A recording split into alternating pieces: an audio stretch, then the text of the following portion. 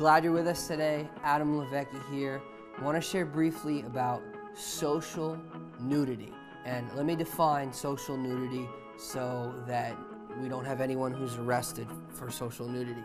Social nudity happens when someone spews or vents their pain, their frustration, their anger, their disappointment on Facebook or on Twitter or something like that. And what happens is the rest of the world thinks that that person is crazy. And so just realize that this is not about any one particular person, and I'm not here to offend or to hurt anyone's feelings. I'm just trying to save you from some of the pain that I have endured through not knowing how something is being perceived as I've said it, or as sometimes we say something or we do something and we're not aware of how others are actually perceiving it. And so I have failed at that several times, in fact, and so I'm just trying to save you a headache. So social media is not the place to vent when you're angry. It's not the place to vent your pain and your frustrations and your disappointments. Social media is not for talking about people that you should be talking to. My friend Abner Suarez says that passive-aggressive behavior is the results of insecurity. And so people who are insecure are indirect, and people who are secure are direct. And so if you have a problem, just go talk to someone. Don't talk about them without using their name on Facebook or on Twitter. That's just not a wise thing. It creates problems, and it creates room for speculation, and it gives people's imaginations an opportunity to run wild, and so you don't want to do that. Social media is selfies are cool.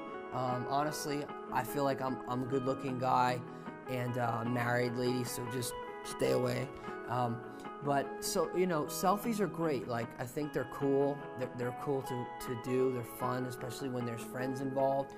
But like, no one wants to see 800 selfies of one person in a day, or like 10 selfies in a week. It's just too much. Nobody's that good looking. It's just unnecessary. And if you're gonna take a selfie, or even if you're just taking a picture, don't post 5 pictures on Instagram in 10 minutes. You're blowing up people's feed, and it's just not something that we appreciate. And so you don't want to do that, because people are interested in you. They're interested in what's going on in your life, and you don't want to overwhelm people with 800 pictures of yourself. Another thing is that don't use someone with more friends, followers, or fans to push your agenda without their permission. That's stealing. And so if I want to just go and post something on someone who has more likes, than my page, like, without their permission, it's actually stealing. I know that sometimes we don't think of it that way, but if I walked into your house and, I took a bag of whole bean coffee without asking you, that would be stealing. And so in the internet, we actually have our name on a page, or the ministry or the business name, and that's actually our space. And so for someone to actually put their information or their message or their presentation on our page, in fact, it's actually stealing. And I know most people don't think of it like that. And so you may want to be careful about that, because if you do that with good motives, like let's say you're doing a project and you're excited about it and your motives are totally good, you're not doing it to be seen, you're just doing it because you believe in something, but how other people perceive that could be really perceived negative, and so that you don't want to do that. Social media is not just promotional, it's social. So every post should not be about my ministry, my business. Like, I want to know about you. Like, I want to see like what you're eating for dinner if you're at a great restaurant, or if you're standing somewhere and you're overlooking New York City, I want to see a nice picture. Or if you're at a beautiful beach in the Caribbean, like, give me a palm tree, show me a palm tree, like, show me some coconuts, If you're on a missions trip, show me a jacked up neighborhood, show me where you're at, what you're doing.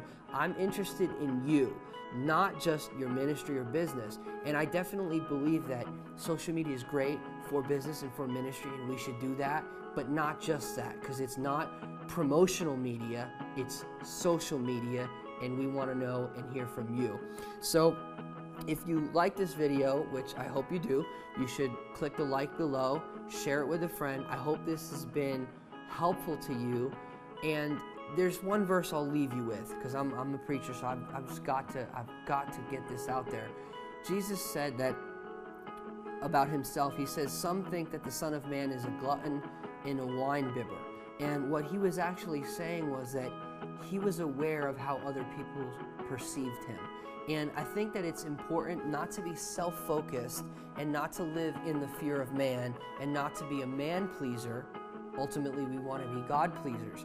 But we also want to know how we are perceived by other people, because if we don't understand how we're perceived, then we don't know really how to proceed in the relationship, and we don't know really where we stand with people. So it's really crucial that we understand how we're being perceived. And I just encourage you, if you're not fully aware of that, ask someone you trust. Say, hey, like, what do you think? I know that when my pastor asked me, why do you share what you share on social media? I had never really thought about it, and it really helped me to think about why do I share what I share. And then I realized I share what I share because I am trying to project what I value. So I show my family, I show nice shirts, I show missions trips or what I'm eating. I just show things that I value. And so we value you, and hope this has been a blessing to you.